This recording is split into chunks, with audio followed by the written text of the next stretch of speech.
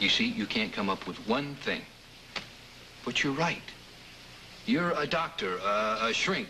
And me, I'm a cop with a high school education. No, we're talking about our feelings, not about our educations. Come on, Doc. You know that a person's background makes a difference. Sometimes. Go on, Professor. All right, fancy lady, I will. For instance, I like to play the electronic games down on the docks. Well, I had a very good time doing that. Yeah, maybe as a one-time fling, but that's about it. I like beer, not wine. I like beer occasionally.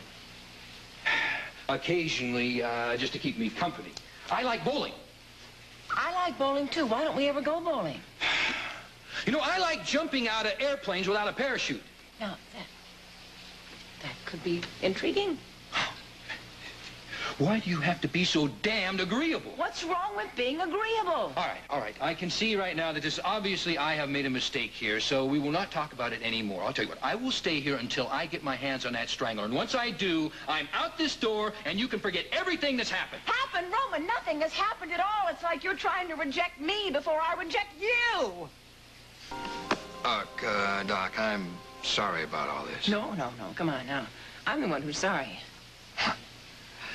I guess I just put you up there on a pedestal. No, don't do that. Oh, put you on a pedestal? Yeah. It's very lonely, you know. I'd much rather have you angry at me and yelling at me and fighting with me. That way I know that you're responding to me as a human being. Huh. Have I been acting like a jerk? No. No, I think we've both been insecure. We don't know what to say to each other. We don't know how to be around each other. We've been acting like a couple of silly kids. Yeah. At least one of us has. You. Yes. Yes. Anyway, I guess we're just afraid of what might happen. Or what might not happen. Well, I think that maybe having this little talk was worthwhile after all. I do, too. I think it's very good that we're being honest with each other. But we still have to solve one rather large problem. How are we going to go on living like this without something happening?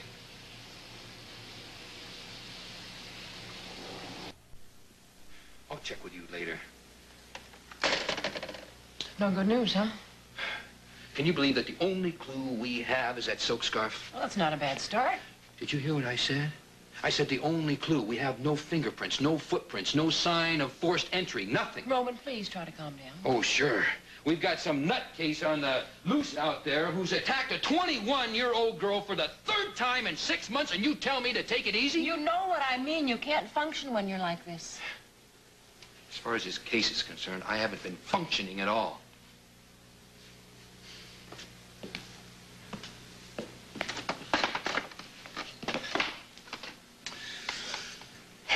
It seemed the one hope we had was Renee remembering her attacker. And now we don't even have her. Maybe Stefano has heard from Tony. No. I checked with him first thing this morning. He hasn't heard a word. Isn't there something you can do to track them down? They're two adults. An apartment is all right, I think. Privacy of my apartment. Oh, excuse me. Whatever you say. It is my apartment, Roman. Oh, is that why you hog the tub and use up every towel in the place? I do not. Oh? No, I use 2 towels. One for my hair, one for my body. Well, I just might be willing to forgive you that if you will stop leaving your wet nylons hanging all over the bathroom. I've got to dry them somewhere. Well, I think you do it to torture me. Torture you? Torture. What? Okay. I'll do better about it. Well, I'd appreciate that. Yeah. Legs. Here, let me warm up your breakfast for you. What I would like to do is get back to our little talk we were having last night. What talk? You know, us sitting on the end of your bed discussing our living arrangements. Oh, that talk. Yes, that talk. See, my cop's deductive reasoning tells me that we have a problem on our hands. In the first place, I'm here on orders from the commissioner's office to protect you. And second, when you get right down to it, you're my employee. You're helping me on the strangler case. So? So there's no way in hell that I'm going to get mixed up with you under circumstances like that. If I wanted you to. If you wanted me to, yes. We've got to do something. All right. All right. I think the only logical thing to do is to concentrate on our life outside the apartment. Oh, what are you suggesting? That we join a bowling league or a bird-watching society? Or go skydiving with no parachutes. You first. What I'm saying is I think that we should continue what you started. We both should date other people. Yeah, that's what we need to do, all right? I thought you'd agree. Go ahead.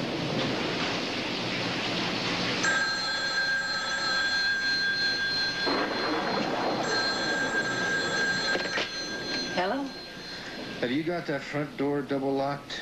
Do you have a one-track mind? Do you or don't you? Double locked. Yeah, but you had to check to make sure. Yeah, you got me. Look, Doc, I want that to become automatic every time I leave that apartment. You got it. Are you almost done there?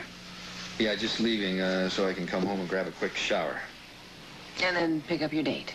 You got it. Doc, what dress are you wearing tonight? Why do you want to know? Well, I want to find out just how sexy you intend to get for Neil Curtis. Sexy enough. You think it's going to work, Doc? I beg your pardon? Dating other people, I mean.